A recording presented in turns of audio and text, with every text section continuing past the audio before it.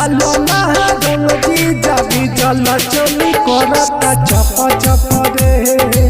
डालो ना रंग जीजा भी जल चोली करता चप चप रे।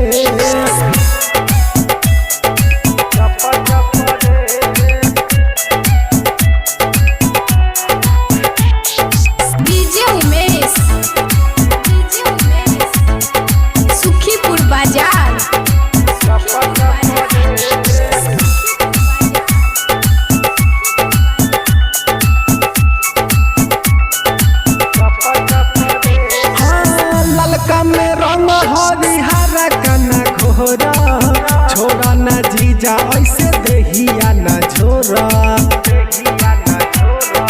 हे जीजा मान जाना ललका में रंग हरिहरा कना घोरा छोड़ा ना जीजा ऐसे देहिया ना झोरा। लाले लाले गइल पूरा देहिए पसीजा मन भूलियाई लखिया ही के तू पीजा। डालो ना रंग जीजा भी जल चोली करता चप चप रे। डालो ना रंग जीजा भी जल चोली करता चप चप रे।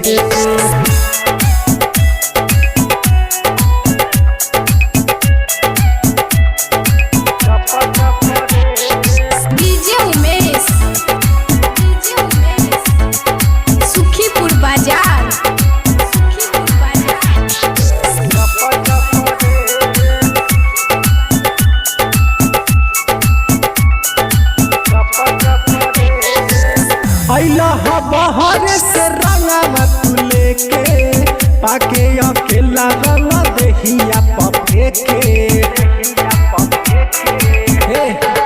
मान जाना बहर से रंगा तू लेके पाके अकेला रंग देहिया पफे के। धीरज मनइले हसंगे हमरा होली जीजा हो राकेश हमर रंगले ह चोली।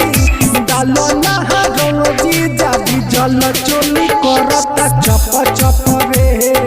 डालो ना रंग जीजा भी जल चोली करता चप चप रे। धीरे धीरे डाल रंग एहो मोरे जीजा कैल बरिया जीजा के नीचवे ले जीजा।